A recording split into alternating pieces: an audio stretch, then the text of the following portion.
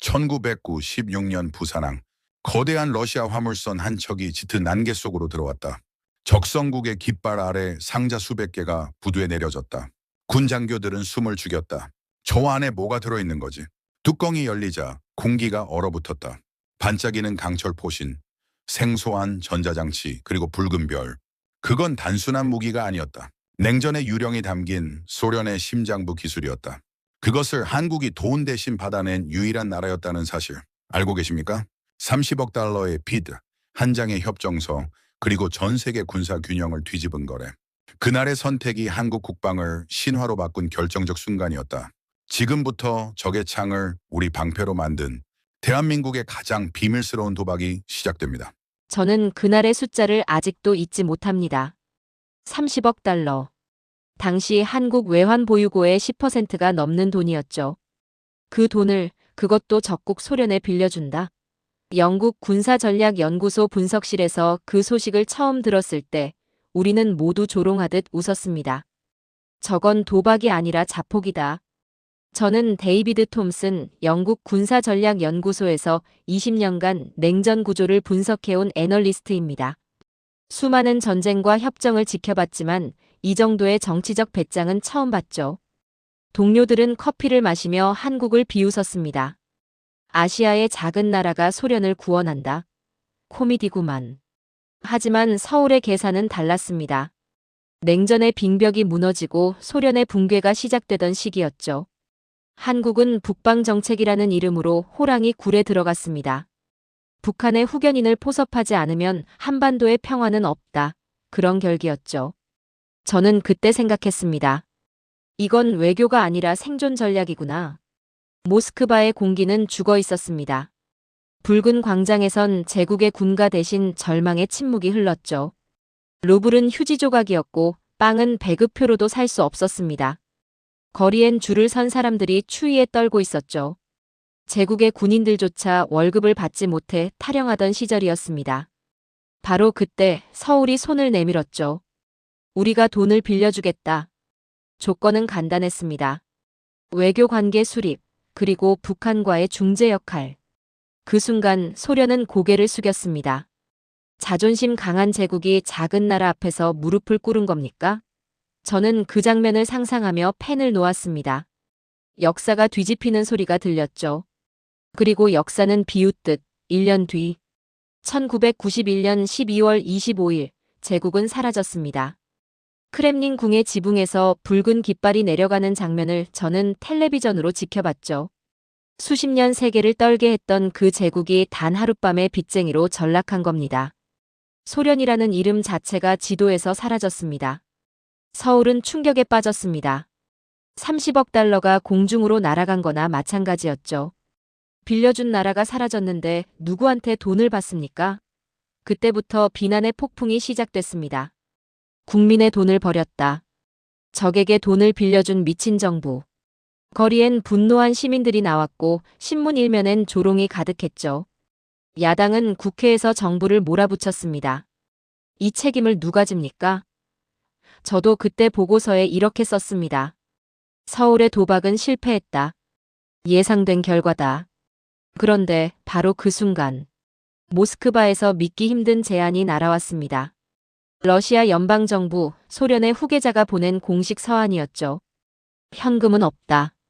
대신 우리 창고에 쌓인 무기로 갚겠다. 저는 그 문서를 읽고 펜을 떨어뜨렸습니다. 적이 자신의 무기를 내민다? 그것도 빚 갚는 물건으로? 이게 대체 무슨 상황입니까? 문서엔 목록이 빼곡했습니다. T-86 주력전차 33대, BMP-3 보병전투차 33대, 이글라 대공미사일 발사대. 소련군 최정예 장비들이었죠. 게다가 기술 문서와 훈련 프로그램까지 포함이었습니다. 한국 정부는 혼란에 빠졌습니다. 이걸 받아야 하나? 이건 무기인가 고철인가? 미국이 뭐라고 할까? 하지만 군부는 달랐습니다. 어느 장성이 말했죠. 고철이든 뭐든 일단 받아라. 적의 무기를 직접 볼 기회가 또 오겠나? 청와대 회의실엔 긴장이 감돌았습니다. 협상이 시작됐습니다. 목록을 검토하고 가격을 매기고 조건을 달았죠.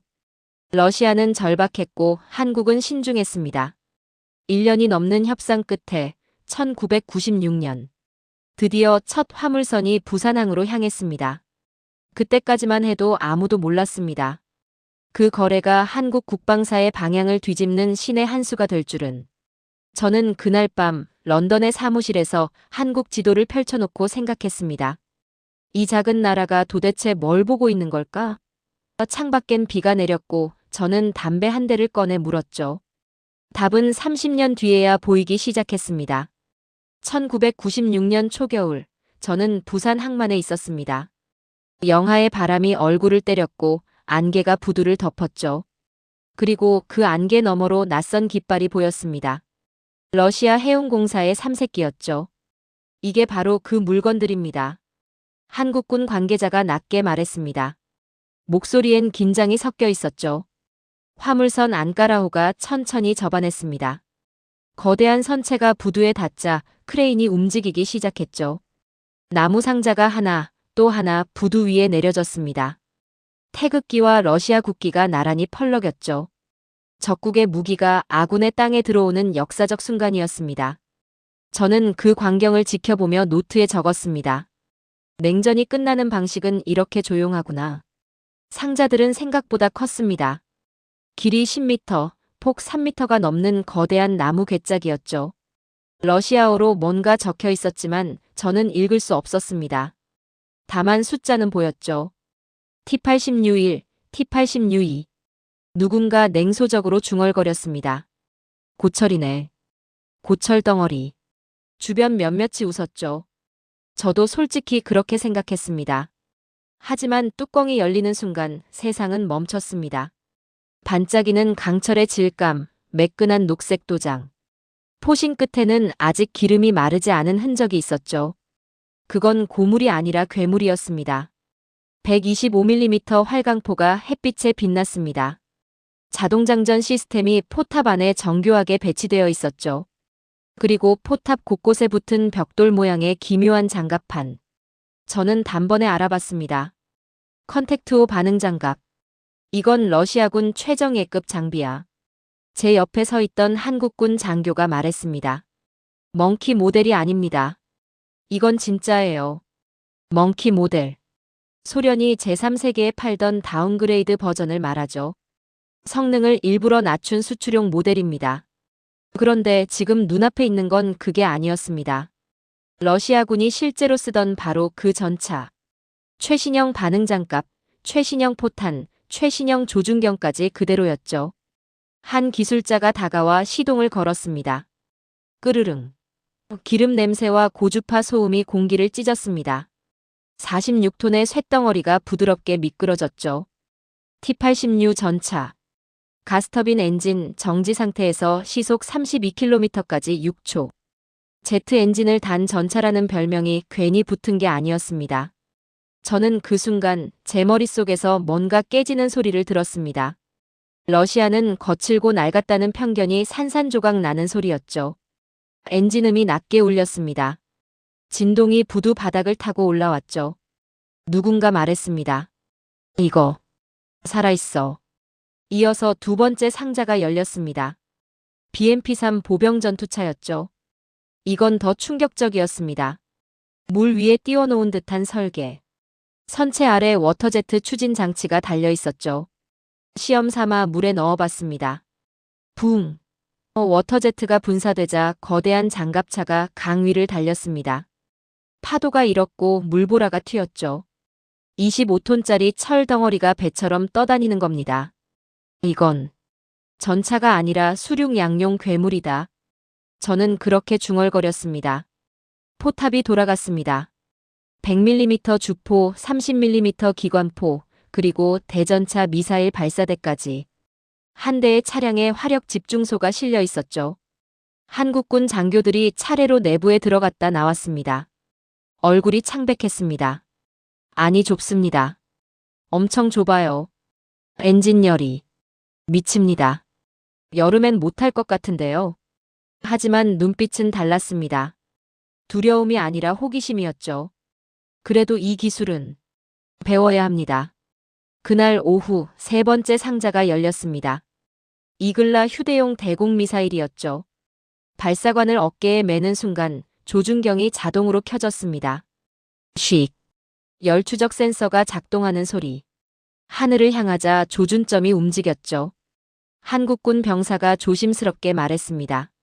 이거 스팅어보다 가볍습니다. 그런데 사거리는 더 긴 것 같은데요. 저는 그 말을 듣고 메모했습니다. 러시아의 설계 철학 단순함 속의 치명성. 그날 밤 미군 정보장교들이 부산으로 급파됐습니다. 나토 분석관들도 따라왔죠.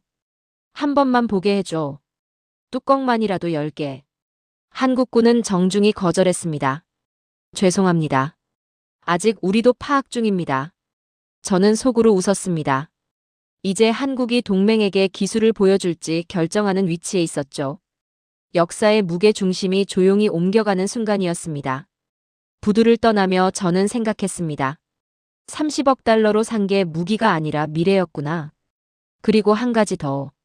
이 나라는 이제 배우는 자가 아니라 흡수하는 자가 될 것이다. 이제 무기는 도착했습니다. 문제는 운용이었죠. 러시아가 보낸 장비들의 매뉴얼은 전부 러시아어였습니다.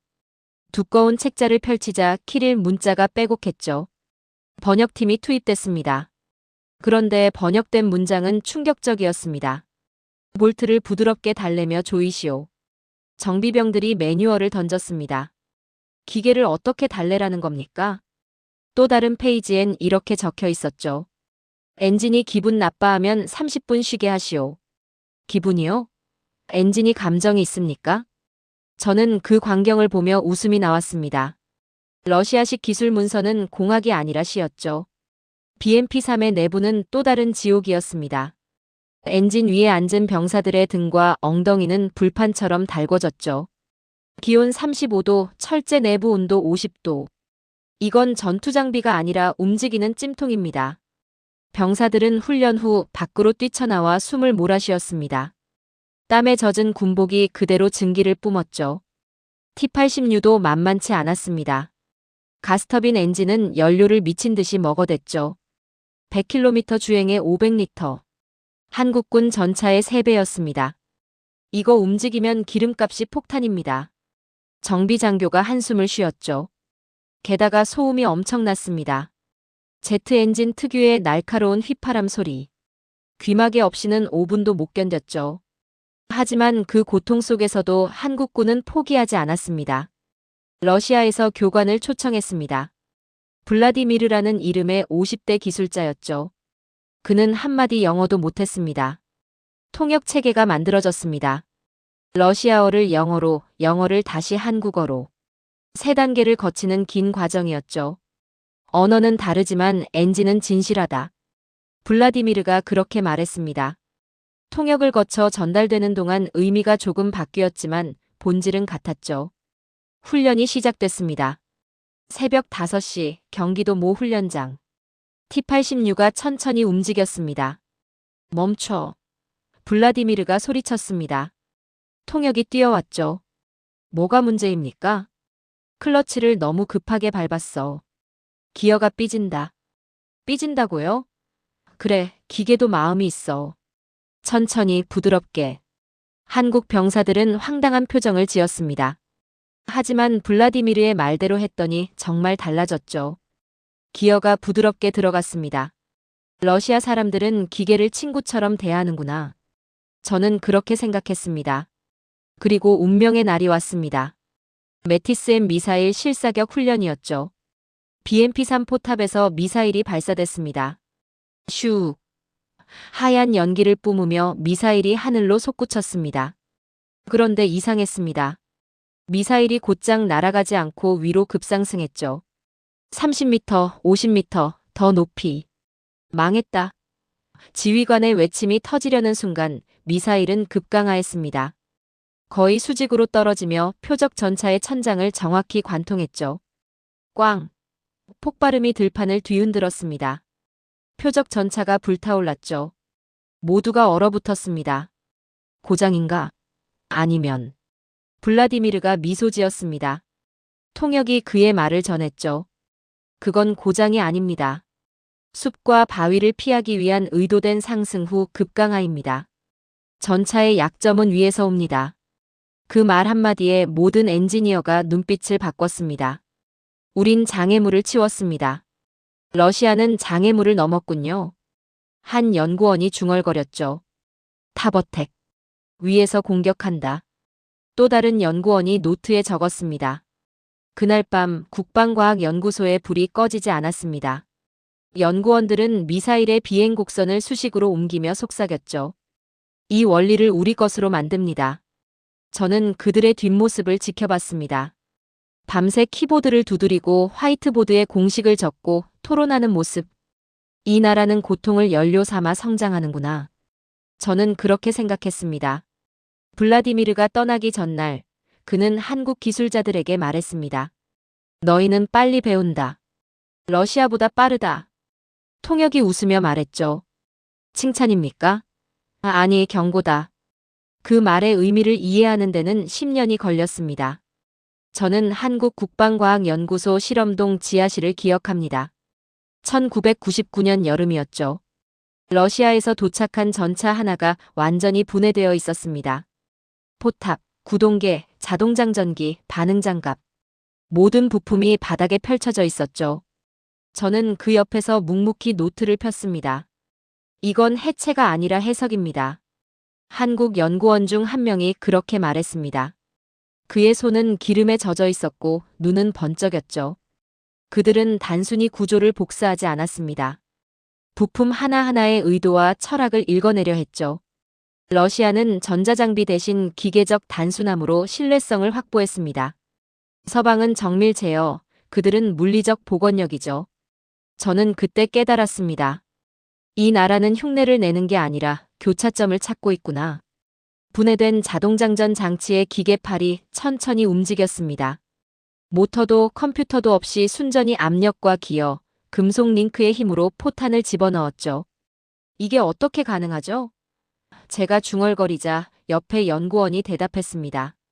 러시아는 0과 1 대신 쇠와 기름으로 논리를 짠 겁니다. 그날 밤 회의실의 화이트보드엔 이렇게 적혀 있었습니다. 단순함이 곧 강력함이다. 우리가 잊고 있던 전장의 진실. 저는 그 문장을 메모했습니다. 실험은 반복됐습니다. 분해, 기록, 시뮬레이션, 재조립. 실패할 때마다 왜를 물었고 성공할 때마다 어떻게를 기록했죠. 어느 날 연구원 한 명이 소리쳤습니다. 됐습니다. 자동장전 메커니즘 복원 성공. 하지만 팀장이 고개를 저었습니다. 복원이 목표가 아닙니다. 개량이 목표죠. 어떻게 개량합니까? 더 가볍게, 더 빠르게, 더 안전하게 만듭니다. 그때부터 진짜 작업이 시작됐습니다. 러시아 방식을 한국식으로 재설계하는 과정이었죠. 무게를 줄이기 위해 합금을 바꿨습니다. 속도를 높이기 위해 링크 구조를 수정했죠. 안전성을 위해 이중 잠금 장치를 추가했습니다. 6개월이 걸렸습니다. 그리고 마침내 시제품이 나왔죠. 한국형 자동장전 시스템 KAL-1. 이름도 붙였습니다. 테스트가 시작됐습니다. 분당 8발, 러시아 원본보다 2발 빨랐죠. 무게는 30% 감소했습니다. 성공입니다. 연구원들이 환호했습니다. 하지만 저는 알고 있었습니다. 이건 시작에 불과하다는 것을. 다음은 반응장갑 기술이었습니다. 컨택트오, 러시아가 자랑하던 폭발 반응 장갑이죠. 원리는 간단했습니다. 적의 포탄이 맞으면 장갑판이 폭발하며 충격을 상쇄시키는 겁니다. 하지만 구현은 지옥이었죠. 폭발 타이밍이 0.001초만 늦어도 소용없습니다. 각도가 1도만 틀어져도 실패합니다. 실험은 수백 번 반복됐습니다. 장갑판이 터질 때마다 연구원들이 데이터를 기록했죠. 그러던 어느 날 돌파구가 왔습니다. 러시아는 화약의 양으로 승부했습니다. 우리는 구조로 승부합시다. 한 젊은 연구원이 제안했죠. 장갑판의 내부 구조를 벌집 모양으로 바꿨습니다. 폭발력을 분산시키는 방식이었죠. 결과는 놀라웠습니다. 같은 폭발력으로 더 강한 방어 효과를 냈습니다. 이건 러시아 방식을 뛰어넘었습니다. 팀장이 조용히 말했습니다. 저는 그날 보고서에 이렇게 썼습니다. 그들은 복제자가 아니라 융합자다. 그리고 가장 큰 도전이 남아 있었습니다. K2 흑표 전차 개발이었죠. 회의실에 모인 엔지니어들 앞에 목표가 제시됐습니다. 서방의 화력 통제, 러시아의 자동장전, 한국의 기동성. 세 가지를 합친다. 누군가 웃었습니다. 그게 가능합니까? 팀장이 대답했습니다. 가능하게 만드는 게 우리 일입니다. 3년이 걸렸습니다. 독일의 엔진 기술, 미국의 조준 시스템, 러시아의 자동장전 철학. 모든 것이 하나로 녹아들었죠. 2006년 첫 시제 전차가 굴러나왔습니다. 검은 표범처럼 날렵한 차체 K2 흑표였습니다. 시험 사격이 시작됐습니다. 정지 상태에서 분당 10발. 움직이면서 분당 6발. 명중률 90% 이상. 미군 관계자가 말했습니다. 이건 서방 전차가 아닙니다. 그렇다고 러시아 전차도 아니죠. 그럼 뭡니까? 한국 장교가 물었습니다. 새로운 종입니다. 저는 그 말을 듣고 펜을 놓았습니다. 러시아의 기술을 흡수한 한국이 이제 제3의 길을 만들어낸 겁니다. 베끼지 않고 배우고 뛰어넘었죠. 그날 밤 저는 보고서 결론의 한 줄을 적었습니다. 학생이 두 스승을 모두 넘어섰다. 2010년 봄, 저는 국방과학연구소 차기 전투차 개발실에 있었습니다. K21시제 1호가 눈앞에 서 있었죠. 차체 뒤편엔 작은 문구가 새겨져 있었습니다. 영감을 받음 BMP3. 저는 그 문구를 보며 미소 지었습니다. 복제가 아니라 영감이라니 자신감이 대단했죠. K21은 처음부터 다른 철학으로 만들어졌습니다. 병사가 물 위를 달릴 수 있어야 한다. 그 한 문장이 모든 설계를 뒤집었죠. 연구진은 BMP3의 워터제트 시스템을 완전히 해부했습니다. 그리고 더 가볍고 더 빠르게 재설계했죠. 러시아는 철판으로 했습니다. 우린 경량 합금으로 합니다. 무게를 5톤 줄이면 속도가 30% 빨라집니다. 한국형 경량 합금, 플로팅 튜브, 자동 수평 조절 장치. 모든 게 새로 설계됐습니다. 결국 25톤짜리 거함이 한강을 헤엄치는 전투차가 됐죠. 시험날이 왔습니다. 한강 하류, 임진각 근처였습니다. 저는 둑 위에서 숨을 죽였죠. 입수. 지휘관의 명령이 떨어졌습니다. K21이 천천히 물속으로 들어갔습니다. 철컥, 찰랑. 물이 차체를 덮었죠. 그런데 가라앉지 않았습니다. 워터제트가 작동하며 하얀 물보라가 뒤로 튀었습니다. 부웅. 25톤짜리 장갑차가 강을 가로질렀습니다. 시속 7km, 파도를 헤치며 전진했죠. 강 한가운데에서 포신이 돌아갔습니다. 40mm 기관포가 대안의 표적을 향했죠. 발사. 타타탕. 물 위에서 사격이 가능했습니다. 그건 단순한 테스트가 아니었습니다. 한 나라의 기술 독립 선언이었죠. 저는 그날 노트에 적었습니다. 스승을 넘어섰다. 그 다음은 신궁 미사일이었습니다. 이글라의 열추적 기술을 해부해 만든 한국형 휴대용 대공 미사일이죠. 개발실에서 연구원이 설명했습니다. 이글라의 문제점은 플레어에 약하다는 겁니다. 적이 플레어를 쏘면 미사일이 속습니다. 그럼 어떻게 합니까? 제가 물었습니다. 이중 센서를 답니다. 열과 영상 두 가지로 추적하죠. 시험장에서 실사격이 진행됐습니다. 드론이 하늘을 날았습니다. 플레어가 터졌죠. 하지만 신궁 미사일은 속지 않았습니다. 플레어를 무시하고 드론을 정확히 추적했습니다. 꽝. 명중이었습니다. 명중률 90%. 미군 스팅어보다 높은 수치였죠. 미군 관계자가 놀라며 말했습니다. 이건 값싸고 작고 정확합니다. 완벽하군요. 가격은 스팅어의 절반입니다. 한국 개발자가 덧붙였죠. 저는 그제야 알았습니다. 한국은 복제자가 아니라 융합자였죠. 서방의 전자, 러시아의 기계, 그리고 한국인의 집요함. 세 가지가 합쳐져 하이브리드의 괴물, K방산을 만들어냈습니다. K9 자주포도 마찬가지였습니다. 러시아의 간접사격 개념과 서방의 자동화 시스템을 결합했죠.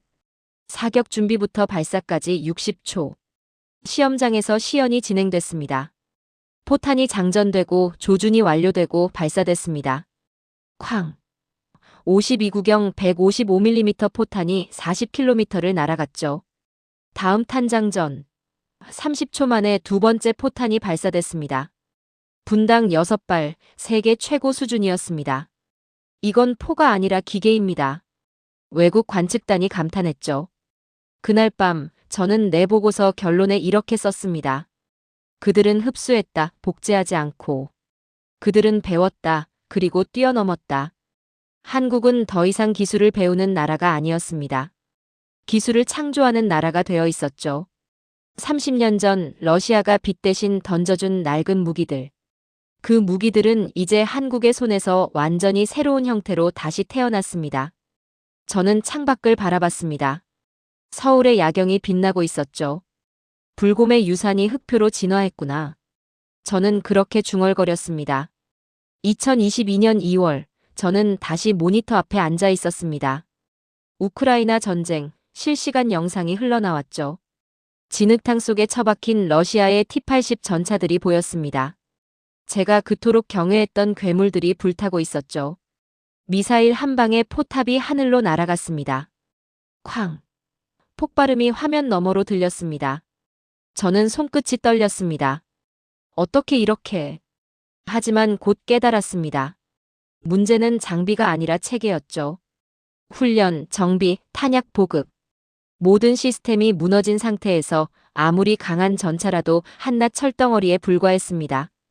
화면엔 방치된 전차들이 즐비했습니다. 연료가 없어서, 정비가 안 돼서, 탄약이 없어서 멈춰 있었죠. 장비는 살아있지만 군대는 죽었구나. 저는 그렇게 중얼거렸습니다. 반면 한국의 전장은 달랐습니다. 저는 지난주 한국 육군 기계화사단 훈련장을 방문했었죠. 매뉴얼은 실시간으로 업데이트됐습니다. 정비는 분 단위로 기록됐죠. 부품 재고는 컴퓨터가 자동으로 관리했습니다. 이 전차의 마지막 정비는 언제였습니까? 제가 물었습니다. 72시간 전입니다. 다음 정비는 48시간 후 예정이죠. 정비병이 즉답했습니다. 데이터가 흐르고 장비가 살아있었습니다. 같은 기술, 다른 결과. 그것이 바로 체계의 힘이었죠. 저는 보고서에 이렇게 썼습니다. 강철은 인간을 이기지 못한다. 조직이 이긴다. 그리고 놀라운 반전이 찾아왔습니다. 러시아의 위협을 느낀 동유럽 국가들이 한국의 무기를 찾기 시작했죠. 폴란드가 먼저였습니다. K2 전차 1000대, K9 자주포 600문. 계약 규모가 발표됐을 때 세계가 놀랐습니다. 왜 한국 무기입니까? 서방 언론이 물었습니다. 폴란드 국방장관이 대답했죠. 이건 서방 기술의 정교함과 러시아 무기의 터프함을 동시에 가졌습니다. 게다가 납기가 빠르고 가격도 합리적이죠. 루마니아가 뒤를 이었습니다. K9 자주포 54문 계약. 에스토니아도 움직였습니다. K9 12문 도입 결정. 노르웨이까지 가세했죠. K9 자주포 검토에 들어갔습니다.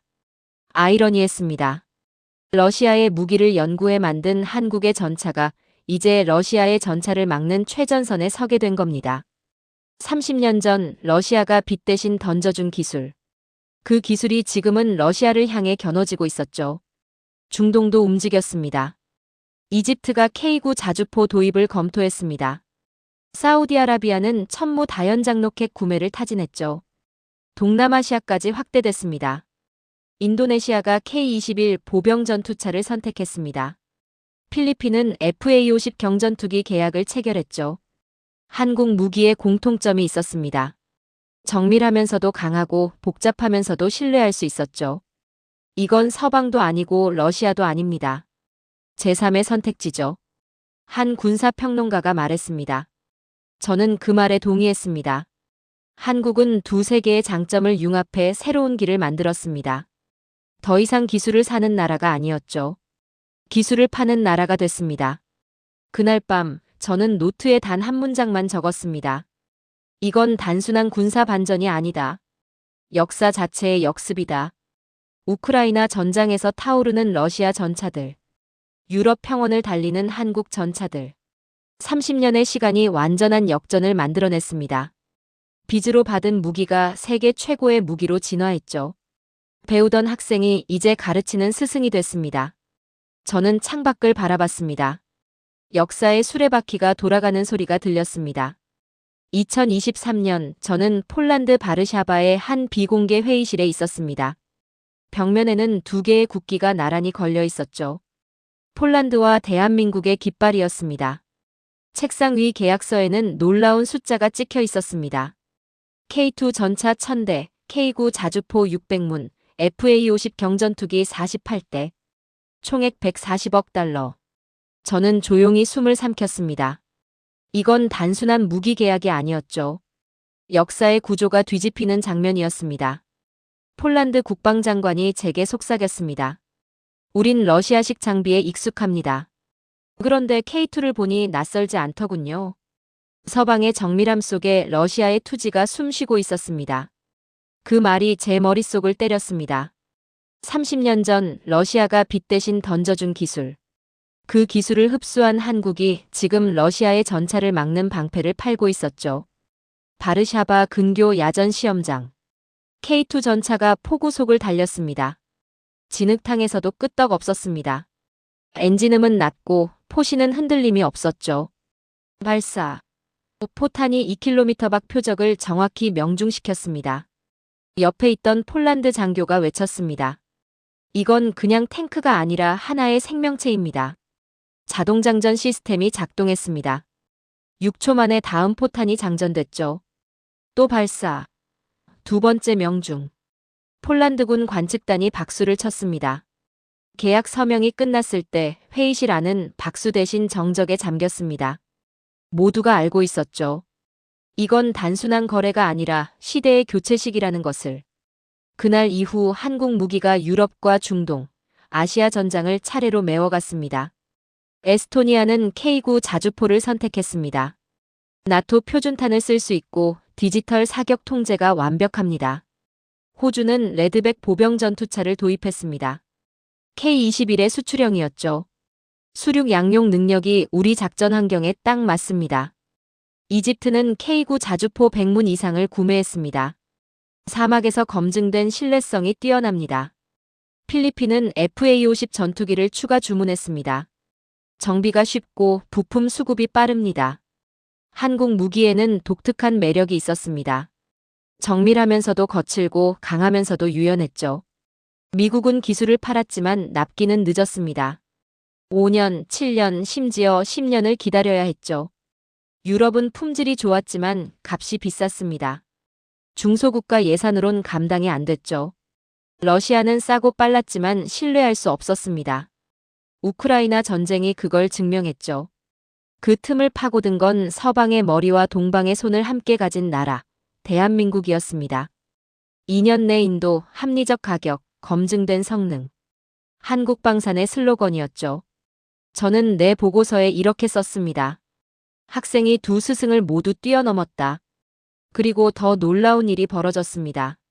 나토 회원국들이 한국 무기 표준화를 논의하기 시작했죠. K9 자주포를 나토 표준 화포로 검토합시다. 유럽연합 방산협력회의에 한국이 옵저버로 초청됐습니다. 한국의 경험을 배우고 싶습니다. 미국 국방부도 움직였습니다. K9의 자동장전 기술을 공동 연구합시다. 30년 전만 해도 한국은 미국에게 기술을 배우던 나라였습니다. 이제는 미국이 한국에게 협력을 제안하는 시대가 됐죠. 저는 런던의 제 사무실로 돌아왔습니다. 책상 위엔 각국의 한국 무기 도입 보고서가 쌓여 있었죠. 한 장 한 장 넘기며 저는 생각했습니다. 이건 기적이 아니라 필연이었구나. 30년간의 해체, 분석, 흡수, 창조. 그 긴 여정이 결실을 맺은 겁니다. 한국은 더 이상 기술을 배우는 나라가 아니었습니다. 기술을 가르치는 나라가 되어 있었죠. 빚으로 받은 무기가 이제 전 세계가 줄 서서 사는 무기가 됐습니다. 저는 창밖을 바라봤습니다. 템스강이 조용히 흘렀죠. 불곰의 유산이 세계를 바꾸고 있다. 저는 그렇게 중얼거렸습니다. 2026년 모스크다. 크렘린의 어두운 회의실에서 한 장성이 서류를 던졌습니다. 한국과의 협정을 다시 검토하라. 그들의 기술 속엔 우리의 피가 흐른다. 그 말에 모두 침묵했습니다. 불곰 협정문. 30년 전 빚을 대신 갚기 위해 서명했던 한 장의 종이죠. 그 문장 속에는 이런 조항이 있었습니다. 상호 이전된 기술은 제3국에 재판매할 수 없다. 러시아는 지금 그 조항을 들고 한국을 압박하고 있었습니다. 너희 K2, K9 안에는 우리의 기술이 섞여 있다. 우크라이나에 넘기면 협정 위반이다. 저는 냉정하게 분석했습니다. 이건 협박이 아니라 공포였죠. 러시아는 이미 알고 있었습니다. 한국의 기술이 전장에 투입되는 순간 자신들의 전차가 얼마나 무력해질지를. 하지만 한국 정부의 답변은 명확했습니다. 우리는 협정을 준수합니다. 하지만 우리가 독자 개발한 기술에는 제한이 없습니다. 법률 전문가들이 움직였습니다.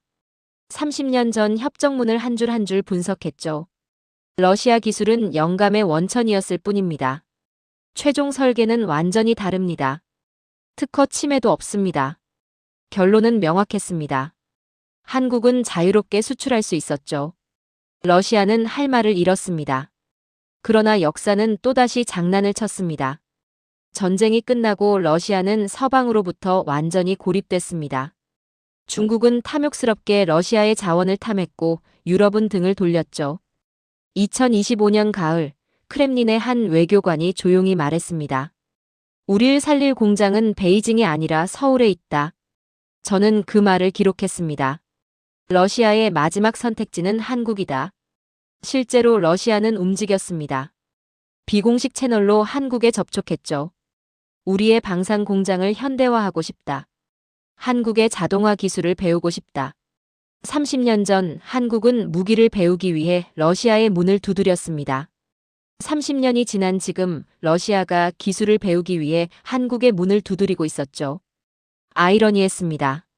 그때는 채무자와 채권자, 이제는 스승과 제자, 그리고 곧 동등한 파트너로 맞닿는 시간이었습니다. 한국 정부는 신중했습니다. 서방의 눈치를 봐야 합니다. 하지만 기회이기도 하죠. 협상 테이블이 마련됐습니다. 비공개 제3국에서 만났죠. 러시아 측이 먼저 입을 열었습니다. 우린 30년 전의 실수를 인정한다. 너희에게 준 기술이 너희를 키웠다. 한국 측이 조용히 답했습니다. 우린 받은 것을 잊지 않았습니다. 하지만 우리가 만든 것은 우리 것입니다. 긴 침묵이 흘렀습니다. 그렇다면 새로운 협력은 어떤가? 러시아 측이 제안했죠. 공동 개발, 기술 교류, 상호 이익. 한국 측이 고개를 끄덕였습니다. 검토하겠습니다. 하지만 조건이 있습니다. 협상은 계속됐습니다. 저는 조용히 창밖의 지구본을 바라봤습니다. 동쪽에서 떠오르는 빛이 한반도를 비췄죠. 그 아래에 한 줄 메모를 남겼습니다. 빚을 진 나라가 세계의 균형이 되었다. 30년 전 저는 한국을 운 좋은 추격자라 불렀습니다. 하지만 지금 저는 그 말을 철회합니다. 한국은 운으로 성장한 나라가 아니었습니다. 데이터로 싸우고 실패로 배우며 기술로 세계를 바꾼 나라였죠. 빚으로 받은 무기에서 시작해 전 세계가 줄 서서 기다리는 무기를 만들어냈습니다. 적의 창을 들여다보던 학생이 이제는 스스로의 방패를 설계하는 장인이 됐죠. 폴란드의 평원을 달리는 K2 전차, 중동의 사막을 지키는 K9 자주포, 동남아 하늘을 나는 FA-50 전투기. 모두 30년 전 부산 부두에 내려진 낡은 상자에서 시작됐습니다.